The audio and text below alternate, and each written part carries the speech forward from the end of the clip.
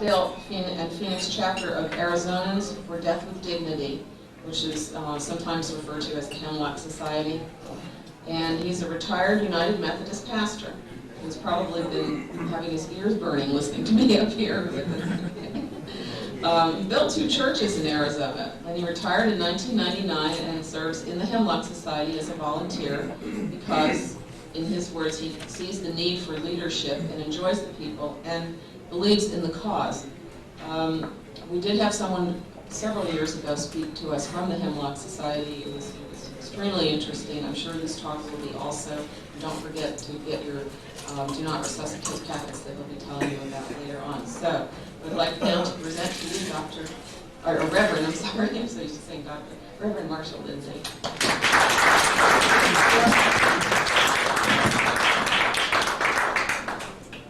I'm going to talk about myself to give you a perspective first, and then I'm going to talk about Hemlock, and then lastly I'd like to do a little theologizing.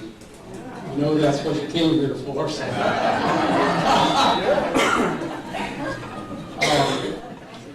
I was raised in a Methodist home, Scotsman. I don't know how Scotsman ever got to be Methodist, but I was. And it really didn't settle in on me until I saw death wholesale. I was a GI in Korea, that's where I got these things. And I saw all the dead soldiers, and I decided that the end of life is not death. Absolutely certain. If the end of life is not death, then what's the meaning and purpose of it all? And I started a search. My mind told me, well, you need to become a preacher. But I looked at preachers and I said, I'll never fit. I'll never make it as a preacher. That's not what I want to do. I ended up as a Sears Roebuck executive and was quite successful in going up the ladder quickly until I decided that who's going to do something about the shape of the world? Who's going to do something about the antagonisms and the injustice all around us? I was a manager of a Sears store, and I had an agenda for the blacks and an agenda for the white. And I thought, that's wrong. One night I attended a Ku Klux Klan meeting, and they beat me unconscious because I had a Yankee accent. I went home and got my shotgun and was going to go down and even the score, and my girlfriend said, no, you can't do that. But I decided that, well, who's going to do something about this mess? And incidentally, I thought the church would, but I've learned the church won't. But the people of faith will. I regard you as people of faith, too, whether you do or not. People of faith will make a difference. So I volunteered for mission service with the church. I spoke French, so they sent me to Cuba.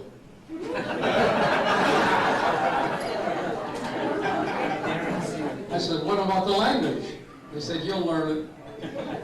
If you know French, you'll be able to pick up. Well, they were right. But I forgot the French and learned the Spanish. And I found in Cuba, in the midst of I went there under Batista and stayed under Castro. I was the principal of a high school, 2,000 students. About 200 of them were in the American high school. One of them was Fidel Castro's son. He's a real brat. But I worked with that until the Bay of Pigs. Just before the Bay of Pigs, a teacher came in with a burp gun and he put it on my desk. He said, when the Americans land, I'm going to kill you. And I said, you've been working with me for almost 3 years, you're going to kill me for that? Yes. And I thought, here we go, the irrationality. People under the stress of hate and fear lose their bearings. I saw that time and time again. We had to send some of our personnel home in straitjackets, particularly missionary mothers, because they could not stand what was happening to the children. Well, I saw what hate would do, what fear would do. I came back to the United States. I married a girl from Mississippi. We're still married. She's gone through it with me. Over 40 years as a Methodist preacher. And I've always been on the liberal side of things. I thought for a while that I'd leave the Methodist Church and become Unitarian. But I decided that the Unitarians all think alike. And I don't like that. That may be not true, but that's what I thought. And I decided that one of the strengths of our church was the tensions within it. And that's very true today. We're a church of over 9 million, and we're very secular oriented. And we are having a struggle over the issue of homosexuality right now. The southern bloc of the church is the most powerful bloc, and they are very opinionated, very narrow. So it's a struggle. It's not an easy road being a preacher. It's a tough job. I have enjoyed it. I've loved it. I built 2 new churches right here in Tempe, one in Elliott Road called Day Spring, and the other one in Sun Lakes died of Melons. They're both fantastic churches. They're powerful, they're large, they're effective. One of the things we share with you, we have the largest operation feeding the homeless in Arizona. And the category that we work with are the homeless families. You know what the average age is? 9 years old. It's tough. So I have no quarrel with the church. I love it. I've enjoyed it. I've been threatened with death in it. You ought to serve in the hills of North Alabama sometimes when the kids are running bootleg to Birmingham. Try that one. It's been an exciting ride. As I came to retirement, I said, what am I going to do? I got to have something that makes me think and act. As a preacher, I was in these nursing homes, visiting the flock, and you'd hear the voices call out, help, help. And you saw people being warehoused, people who wanted to die but were being kept alive by artificial means. And I realized something's got to change in America. Now I know economically, and this is a very unpopular statement, economically America cannot stand to do what it's doing. Warehousing the sick and the dying and paying for them to be kept alive. I've asked, I've searched, I said, what is it costing us? Well, it's costing us multi-billions a year. The greatest increase in our population age 85. You know, somebody says, what are you going to do, kill my mother? We're going to have to deal with it as a society. If we continue to warehouse sick and dying people, we will absolutely break ourselves economically. And the money we're putting in that, we're taking away from children. I hope you study that issue sometime and get at it. It's a toughie. Governor Lamb found out in Colorado that you don't raise it and continue in office. He said, we have a duty to die. Well, that didn't go over very well. It's a very difficult issue, but it's a real one. I got into Hemlock because I saw a need for leadership, and I also saw that we weren't dealing with the issues. The issues of death with dignity. Why is it that the state of Oregon could vote in twice a law which permitted physician-assisted death, and the other states in the union can't touch it? We tried it recently in Arizona at the state legislature, and we didn't even get out of the committee hearing. We heard all these pious speeches about my mother and my all this, you know. They don't deal with the issue at all. Hemlock is a society that's been in operation since 1980. It is 33,000 members in the United States. We have here in this area about 600. It's a membership organization that's dedicated to the Oregon law, really. Death with dignity. A person shall have the right to elect a death that has dignity to it, rather than be at the mercy of medical science. Now, there's some doctors in the house, I'm sure, and you don't like that.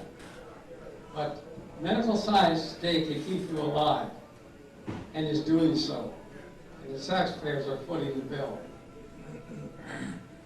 Most persons, when they have a resuscitation, have undergone it unwillingly.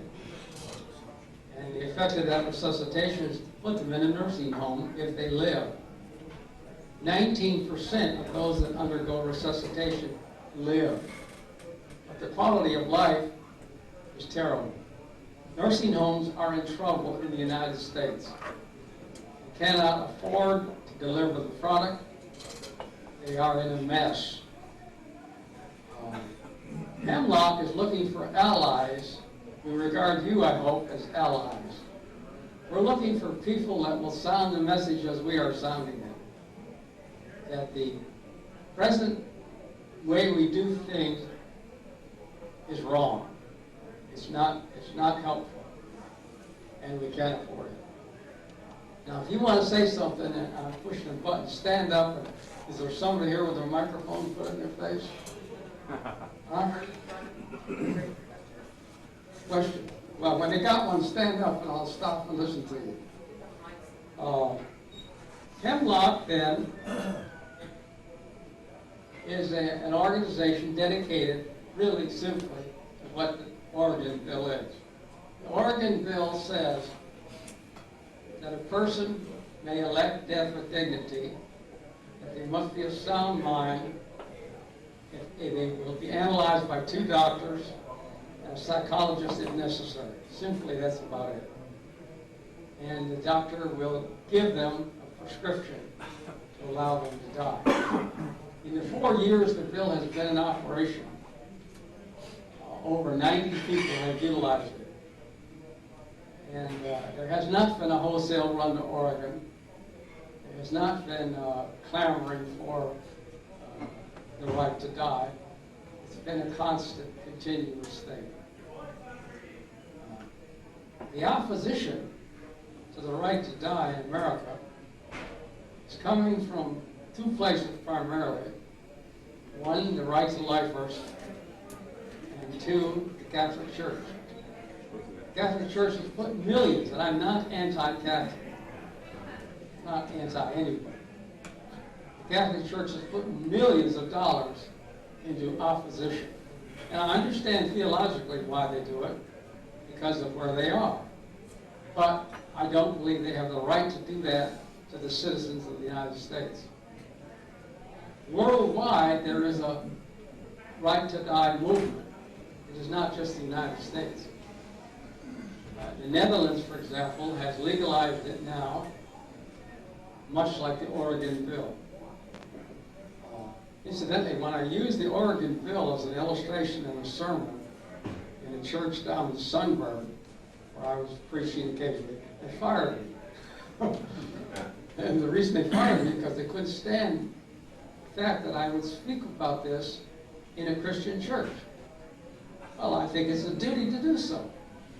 And their firing me will not stop the movement.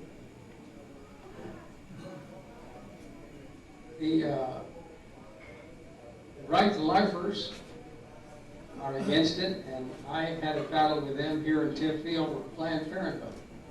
I led the movement to put Planned Parenthood into focus and establish it here in Tempe. The best thing I ever did. It has spread all over Arizona. It's a very effective organization. The issue is not abortion. The issue is education. The right to life, we didn't like that either. I don't have much patience with them. Does the Hemlock Society receive any government funding? No, it does not. Hemlock has two phases. Hemlock Foundation is educational, that's tax deductible. Hemlock Society is politically active, it is not tax deductible. So persons have to choose. When they make that choice, we explain it to them. I hope some of you will sign up for it. Does the Hemlock Society advocate suicide? No, it does not. It advocates physician-assisted death. Is that suicide? No, it's not. It came home to me when I got a call after becoming chairperson. And the telephone call went like this, and I'm dressing it up so you can't identify me. Pastor, will you help us? I said, what's your problem? My husband has ALS, and he's dying. And he doesn't want to drown in his own juices, which is the result of ALS. That's what happens to you. Could we come and see you? We don't know who to talk to. I said, come on ahead. I'll see you as a Methodist preacher. The reason I say that gives me some protection. So they came in. The wife was holding her husband by the belt and her arm around his shoulder, and he was barely able to walk. Good-looking man. And he was down in the chair, and he said in that strange voice, I can't stand this any longer. I'm about to die. Can you help me? I listened to them, and in 1 year, he lost his ability to use his legs. The rest of his body was shutting down. Accelerated end was coming. I told him, yes, I can help you. I will send you to the Hemlock Society. They will connect you with a caring friend. The caring friend will be present at your death, will not assist you. You may not assist a person in suicide unless you want to go to jail for 14 years. It's illegal. But you can give them advice. What is the advice we give them? Well, it's in a book, Final Exit. It's available in bookstores all over the nation by Humphrey. The third edition is the best one. He clarifies what to do, what not to do. Incidentally, one of the things that is effective is helium. You attach helium to your head covered with a bag, a turkey bag, and you breathe that, and in a few seconds you're dead or out. But you don't want to undertake a suicide without instruction. We would like to have physician-assisted death. We don't like the idea of people taking their own lives. Suicide itself is not illegal. The assistance for it is. I had a call from that family, incidentally, about 6 weeks later. And they said, Hemlock came to our help. They counseled us, they guided us, they sent a friend. They told us what to do. My husband was released from pain. Now that's tough stuff, folks. But there must be an alternative to drowning in your own juices. When I was a pastor, I had cases of ALS, Lou Gehrig's disease, we call it, and I didn't know what to do. I felt helpless. I remember one family in particular, the wife, the widow, was very angry with me. I didn't know what to do, and I didn't know what to say. I know now. What do you do when you're near death and your case is terminal? 2 doctors have said you are going to die. We in Hemlock believe, and in that situation, you should have the right to physician-assisted death. Not an easy thing to do. Get it clear. Can you help someone die? You may not, unless you want to go to jail.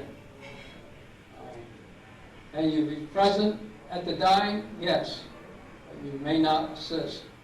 You may not give them a drink. You may not give them something to chew. You may not assist.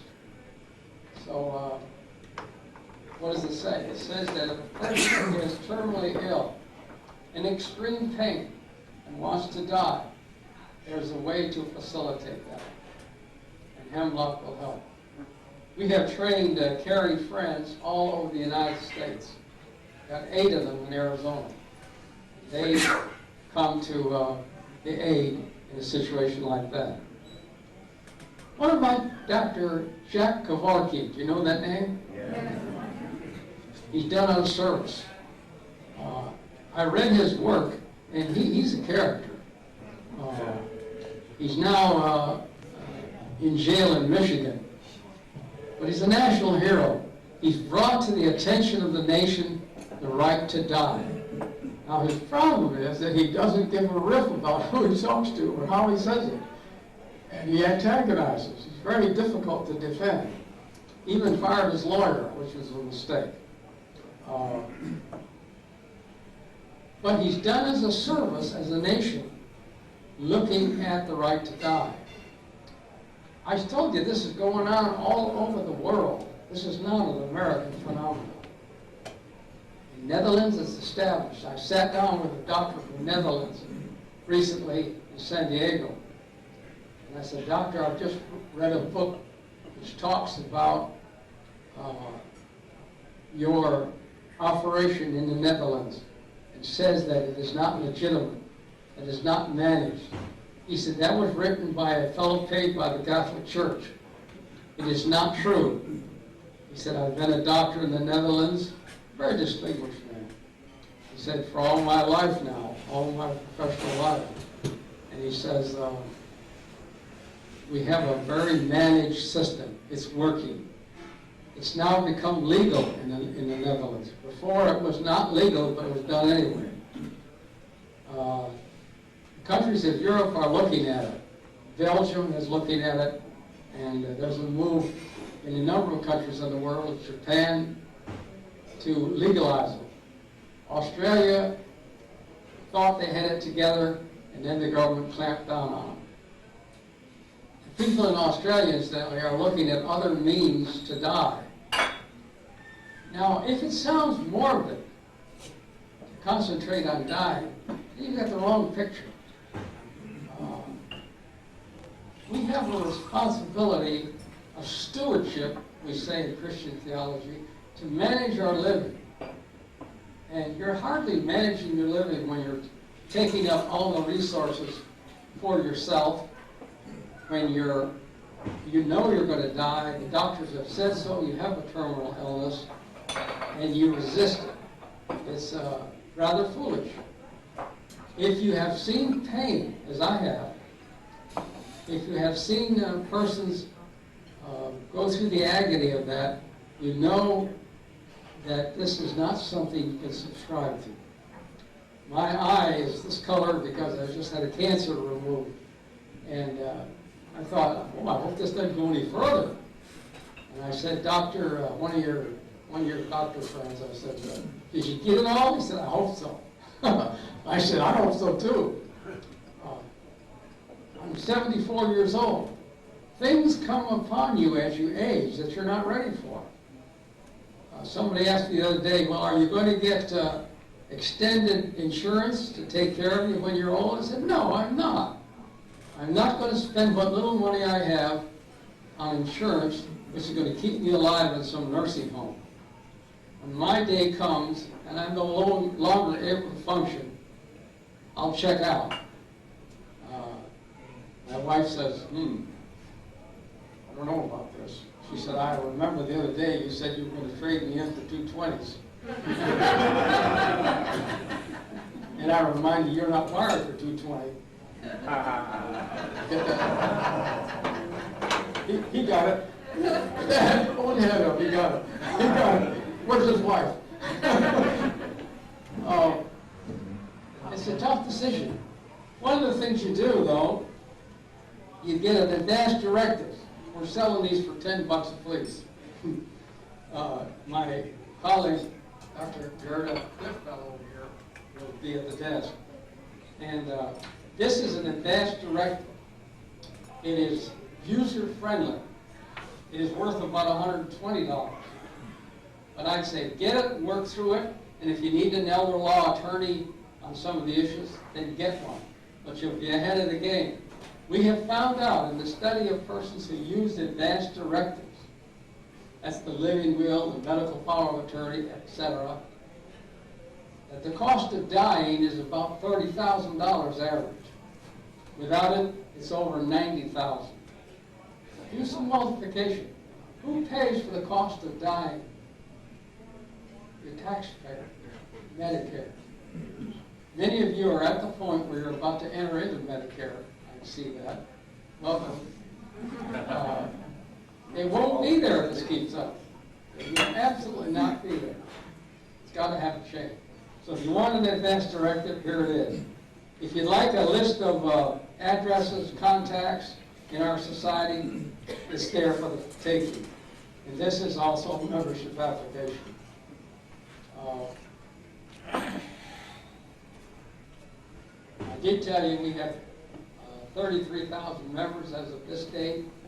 Our budget, operating budget per year is about $3 million. It's a very sophisticated operation. It works. We have groups all over the United States. In Arizona, we have about 10 different groups in 10 different cities. I was down in Yuma last week talking to them. And there were Mormons and Catholics and Humanists and whatever. And they were all thinking about, what do I do to reach the point of no return? Well, Hemlock's got an answer. Has our message caught on with the general public? Absolutely it has. If you do a survey, and Gallup poll has done a number of them, they find that the average American, over 50%, are in favor of physician-assisted dying. Why don't they come forward then at the polls and whatnot? Because they're hesitant to be identified as such, and because of the opposition by the right to life in the Roman Catholic Church. When I say the Roman Catholic Church, we can trace $12 million put into the resistance for what we're doing. 12 million. Unbelievable. They defeated the case in California recently. And, I think the church has got to change. I know it has to. Why is the government trying to stop the movement? Well, after we won the battle in Oregon, and after 4 years of operation, John Ashcroft, the Attorney General, came in and said that under his control of the Drug Enforcement Administration, doctors may not prescribe substances that will kill. It's illegal, and he will go after them. Well, the judge in the circuit court threw it out, put an injunction on his action. I listened the other day, or read the other day, where even Justice Scalia has said Ashcroft has no business interfering with states' rights. I hope the case goes to the Supreme Court. But Ashcroft is determined to move against death with dignity, the right to die. And he does it under the guise of religion and propriety and the law, which is infuriating. The man needs to go.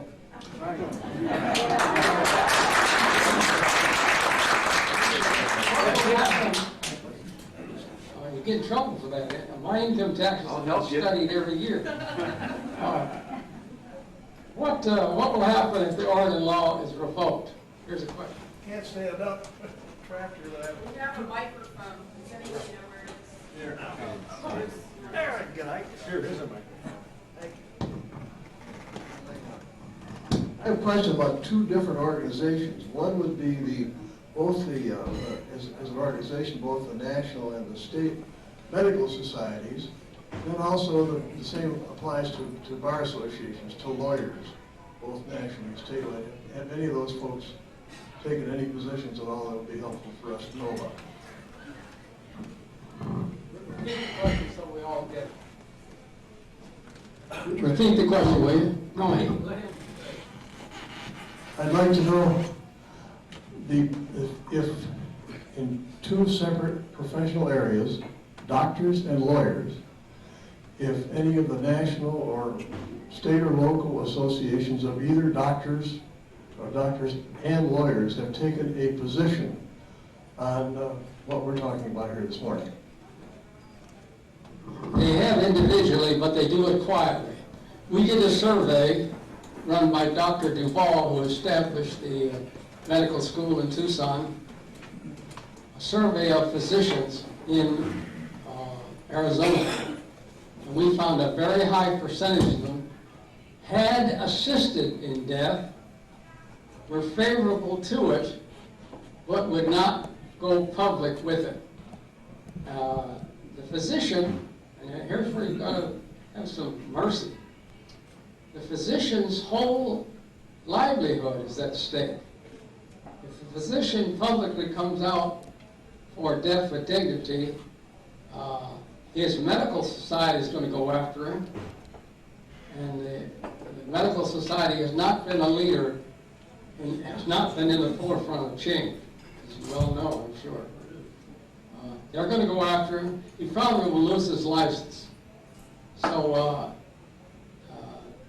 as far as the doctors go, it's it's difficult. They call it a slippery slope. It's a difficult position to be in. They are attitudinally for it, but legally they may not engage in it. And we've had cases where doctors have aided in the death of a patient, and then an underling will turn them in for murder or accuse them of illegitimate practice. That's happened time and time again. It's a very difficult role for doctors. First of all, I'm a member of the Hemlock Society. One of Wait your, till you get the microphone. He's got a pretty good speaking voice. I wanted to say that I watched my father starve himself to death in a nursing home, and that made a very deep impression on me. And one of the reasons I'm now a member of the Hemlock Society. The other thing I wanted to say real quick, though, is that it's an individual responsibility, in my view, to make sure that you have a way out if you need to. By the way, I'm a very happy person. I had a wonderful life and going to a conference this afternoon and participate and so on. I've got a lot of things going. But if I ever get to that position where I cannot, enjoy life and I have a terminal illness, you damn right I'm going to take the fast way out. And I think it's a responsibility, though. The doctors are there. They may be able to write you a script. You can also get these drugs in Mexico if you want to put some money to a Mexican doctor. There's a lot of ways to get a hold of them. And I'm just saying that if a person does not want to go through a horrible terminal illness, it's their responsibility as much as anyone else's to see that that doesn't happen. Yeah, you're right. And it is a question of responsibility. But the other side of that is, you can't wait until you're so far gone that you can't twist the valve on the helium tank. Helium is a good way to go into that. It's painless and there's no evidence.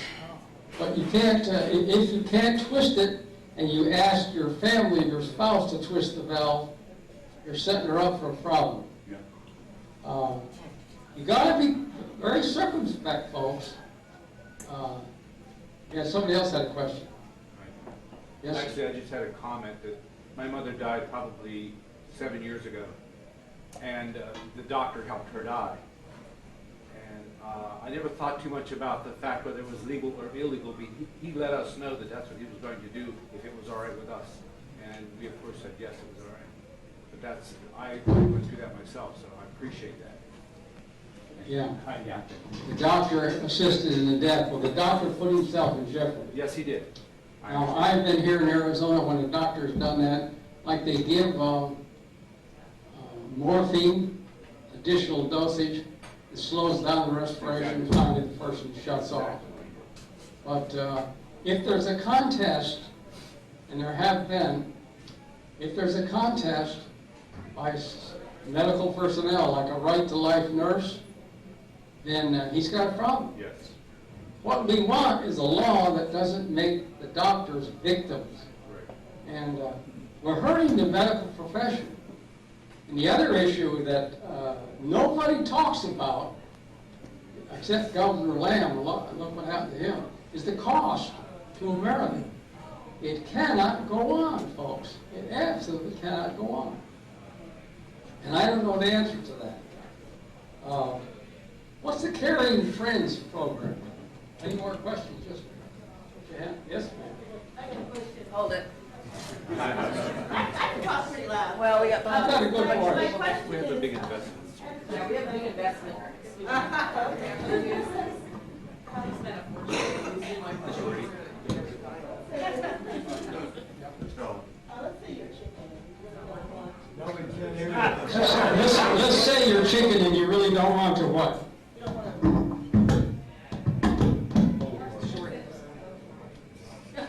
Let's say you're chicken and you don't really want to put yourself to death with a friend or whatever. Where would you go? What country would you go to? If you, well, frankly, you heard on 60 Minutes where the guy went to Switzerland. You find a doctor that is friendly to you, a doctor that will personalize it, and you ask them. That's the first thing to do. Stay locally. The second thing to do is contact Hemlock. And join the organization and contact them and say, I need some help. They will counsel you, first of all, a long distance, and then secondly, they will send someone personally to be with you. They will give you the data that you need to take it on. Incidentally, don't give people hemlock. That's a terrible way to die. Socrates suffered greatly when he did that. Am I answering your question? So you said it was better if we stayed local. Yeah, because when you go other places, many places have a thing in their law which does not allow that to happen. And we've had cases where people have shown up, like in Sweden or in the Netherlands, where they've had a hard time. Most of these places you have to be a resident. They don't want wholesale influx of people. The best thing to do is stay at home, work with the Hemlock Society, and you'll get it done. Good question.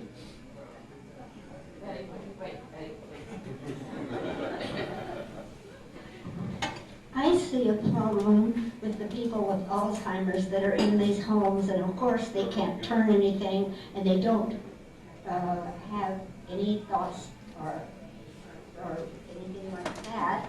And when you begin to get it, you don't know you're getting it. When my friend began to get Alzheimer's, she had no idea. I would go and take her places, and she'd say, "You gonna get married? I'd never marry again. If somebody come over and marry me," of course, who would want to? I mean, she was starting to go then, and now she's clear gone. I mean, So the question is, what do you do with Alzheimer's? Yes, because they won't go when they need to. Yep.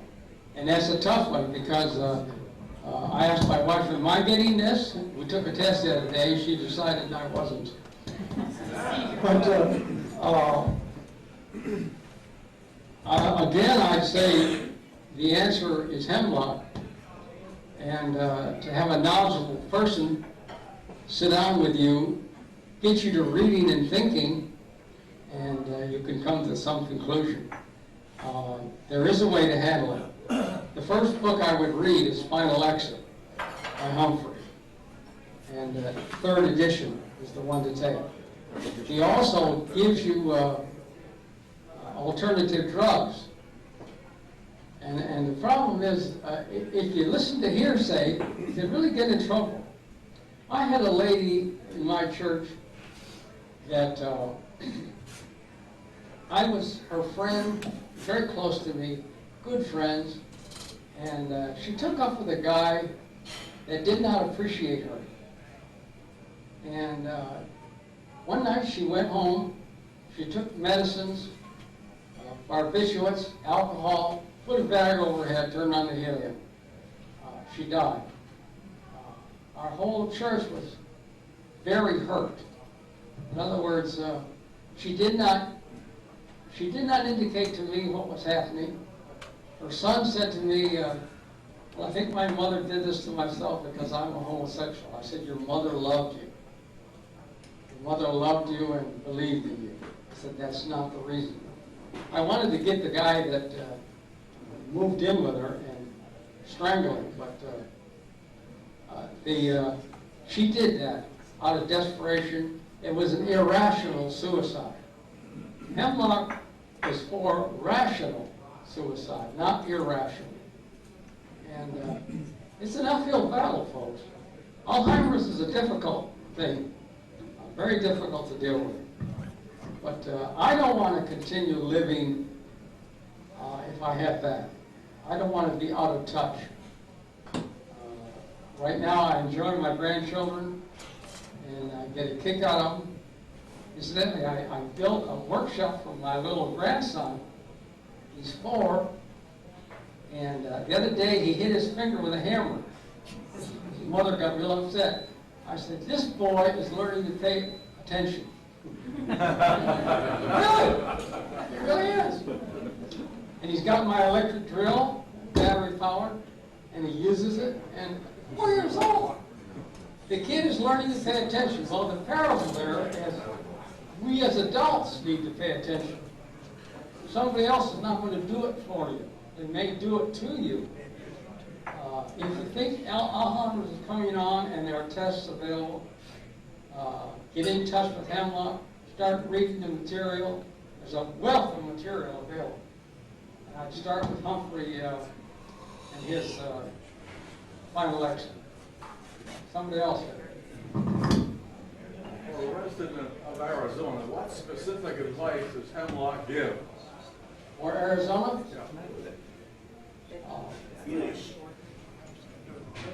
The specific advice is done by a counselor after they have analyzed your records. You have to send your records to Denver. They look at your psychological profile, your medical profile, and then they decide whether or not they will send a person to you. And the person coming to you probably would come from Phoenix or Tucson, and that person would sit down and talk you through the process. That person may not assist you in suicide. It's illegal. But so far, information, public information, is not illegal to disseminate. Am I answering your question? What advice do you give to the individual who wants to terminate his life? Other than what you said, specifically, what is prescribed? Drugs? Asphyxiation? The caring friend is protected. We have some legal protection and whatnot. The caring friend comes and talks you through the process, teaches you what you must do, how to do it, and whatnot. Now, we have in our meetings, we did a demonstration of the helium device. And we tried to make that for members only so we wouldn't get sued. But, you wonder, taking the tank, putting the hood over the head, connecting the tank to a hose, turn it on, and demonstrating actually how it goes. So that's what we do. I really can't say much more. You had another question? Again, I'll answer his question. Get the book. It's all in the final exit book. Just how to do it. And in particular, 50 Secadol is a good way to go, and one of those helium. There's a bunch of other ways. Now, there's hardly a month goes by in Arizona where somebody, like a couple, the husband takes a gun and shoots his wife and shoots himself. That's a terrible way to handle it. There are other ways to do it. Sometimes she deserves it. The barbiturates are not as easily accessed as they used to be. So you have to really know what you're doing. I had a guy call me the other day, and he says, "You're the Hemlock guy, right?" I said, "I guess that's what you'd call me." He says, "I'm a deputy sheriff, retired. I have a gun here, and I'm ready to blow my brains out." I could just see the big guy, And I said, who's going to clean up after you? Yeah. And that stopped him. I said, and are you sure you're going to make it the first shot? I have been present, not as a Hemlock member, but as a pastor, in death by suicide. It's a mess. And when you take a gun to yourself, you may not succeed. And you'll be an invalid the rest of your life. If you do use a gun, it's a terribly messy thing. Men like to use guns. But it's a rotten way to die. And it's a stupid way to die. If you're terminally ill and you want to die, you read Final Exit and it'll help you do it. Legally, morally, whatever. Now what about the moral issue? Well, nobody's asked that question. People don't believe in morality? What do you mean? We invented it. You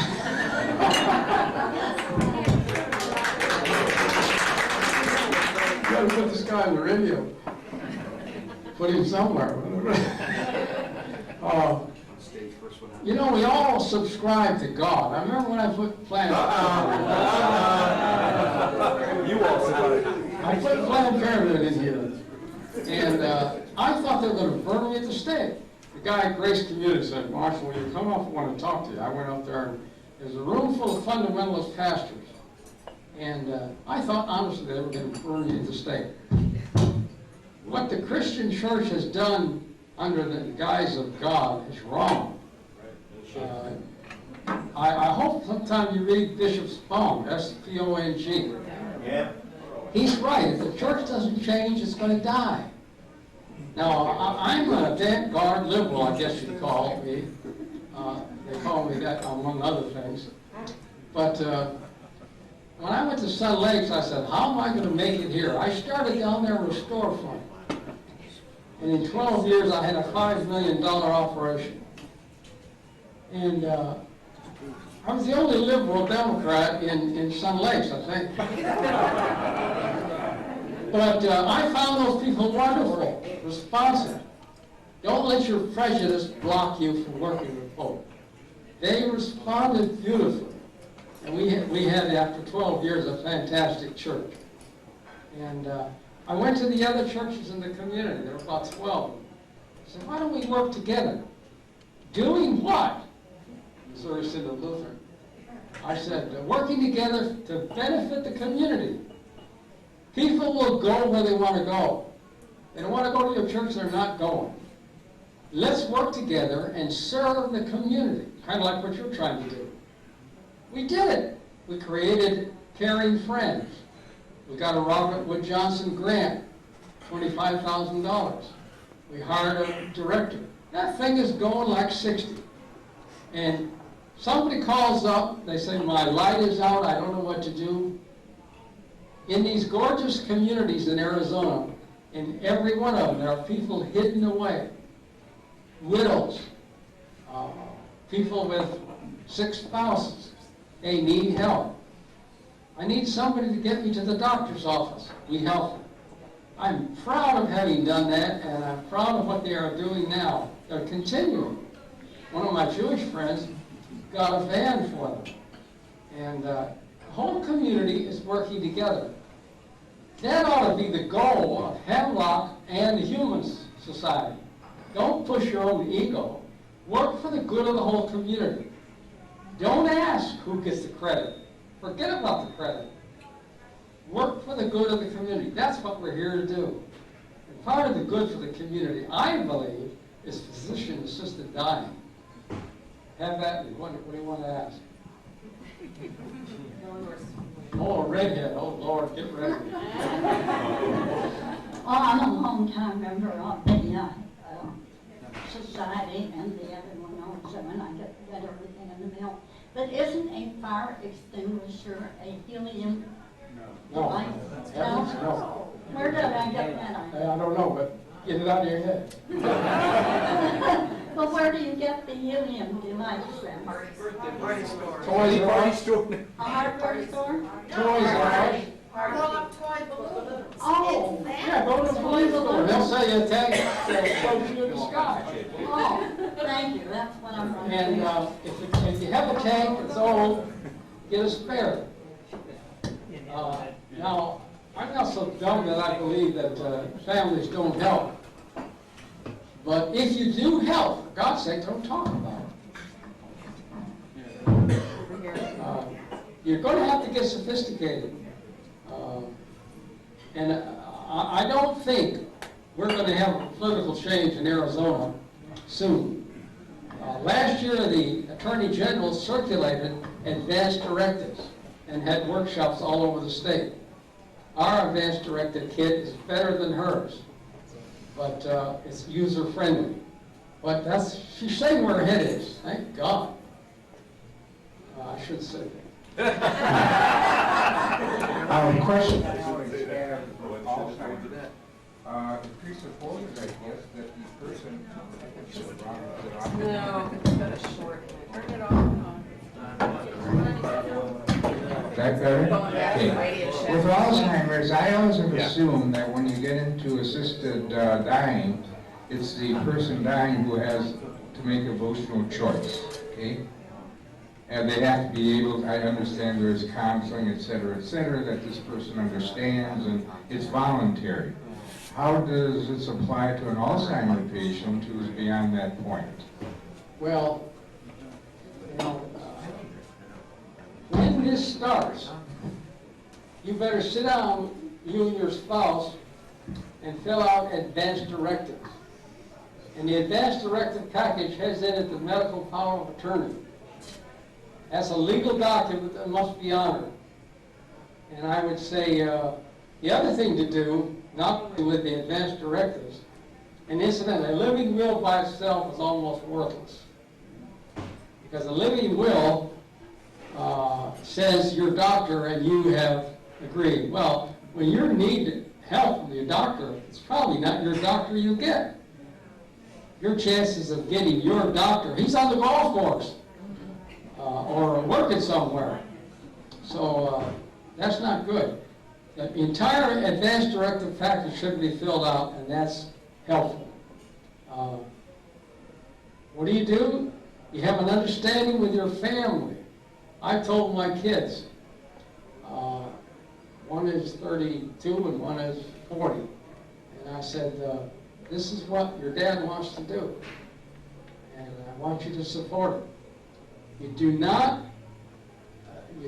try not to antagonize your family. Try not to be a Lone Ranger and not have their support. One of the things I did in Sun Lakes is I created a columbarium. Columbarium is a place for cremated remains. And incidentally, it's a gold mine. It really helped things happen. We took money from that and put it in the homeless. But I found out that when you cremate persons, if you don't have the permission of all the family, which you do not need legally, but if you do not have the permission of all the family, you often have a hassle. Don't have a hassle. The same way death with dignity. If you're going to take the helium treatment or whatever, get an understanding of the family. I would say the less people at your death, the better. Because people want to talk, and that gets you in trouble. Yes. I have a comment and a question. A comment is, I read somewhere a statistic that statistically 90%, I don't promise that these are accurate, but something like 90% of the medical costs acquired in a person's life come within the last 6 months. That's right.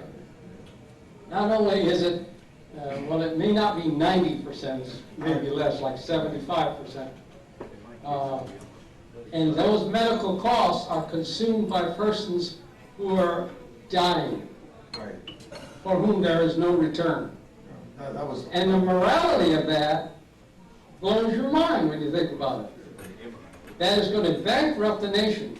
And then my question, maybe the answer is obvious, but in a situation where a person is, say, unconscious and on life support systems, and the physician goes to the family and says, do you want me to keep Uncle Joe alive, or do you want us to pull the plug? If they opt to pull the plug, is that physician liable in that situation legally for murder? Well, of course, when you give something an answer legally, you're out of your dominion. But it's always questionable, always. And they tell us, try to avoid putting yourself in those difficult positions, if at all possible. Does that happen, however? Yes, it happens all the time. And if you have a physician that you know well, and you're honest with him, and you have just the two of you together, he doesn't want a crowd. He probably would assist. Also, we found that Odyssey Hospice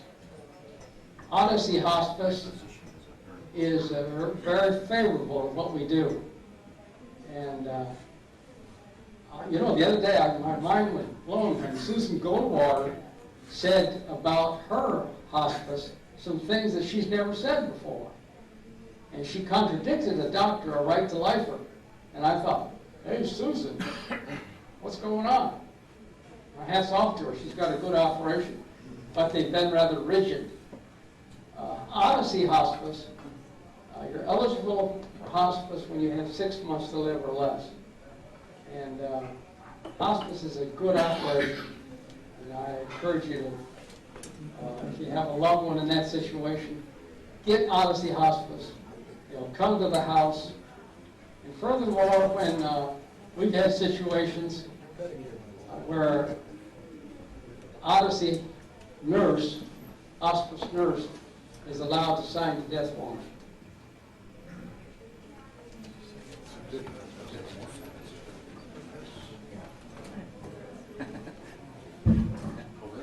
Well, I've had Hospice of the Valley twice, and I can say that they are fantastic. They did what they needed to do. The nurse signed the death certificate. We did not have to call a physician, and everything that was needed for the comfort of the patient was provided without any question. Wonderful. Absolutely. And what I'm saying is the leadership of Odyssey and East Valley or whatever it is coming together. Before we have seen a separation.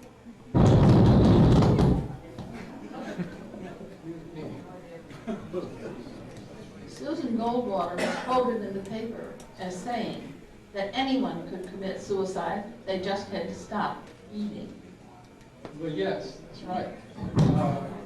The gentleman referred to his father who stopped eating. I have witnessed that myself, and the evidence says, for the most part, that if you stop eating, you will die on an indeterminate time. But it is not painful. In spite of what others have said, they say it is not painful.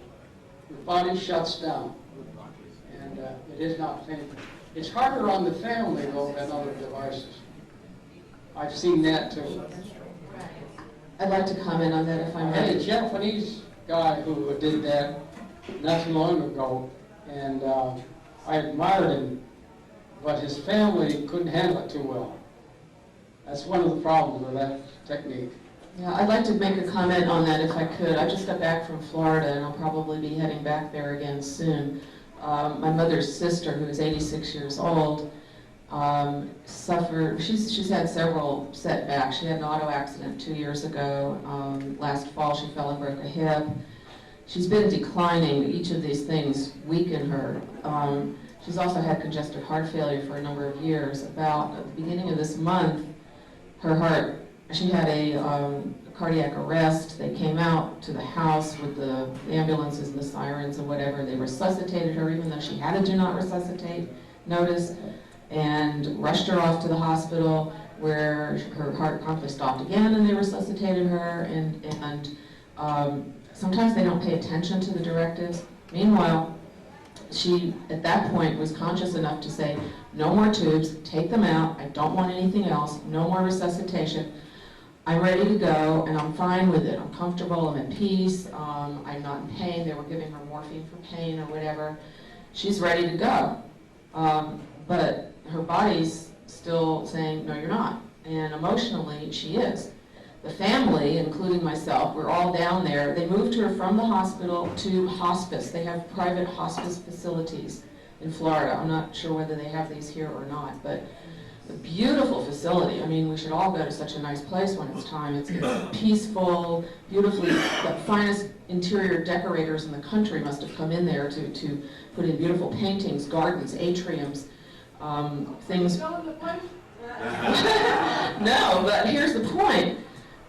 She says she's ready to go. She's not refusing to eat, but she just didn't want to eat. She said she had no appetite, and we're all there because those of us who are involved with the person emotionally, even though you understand that their desire is, I'm ready to check out, I'm fine, just have a spoonful of soup, just have a little something. It's human nature to want to help when you see somebody in there. I'm not going to stand there and say, oh, right, Ellie, don't eat, we don't care. You know, Well, it's really hard. we know this, people want to die at home, most of them die in the hospital.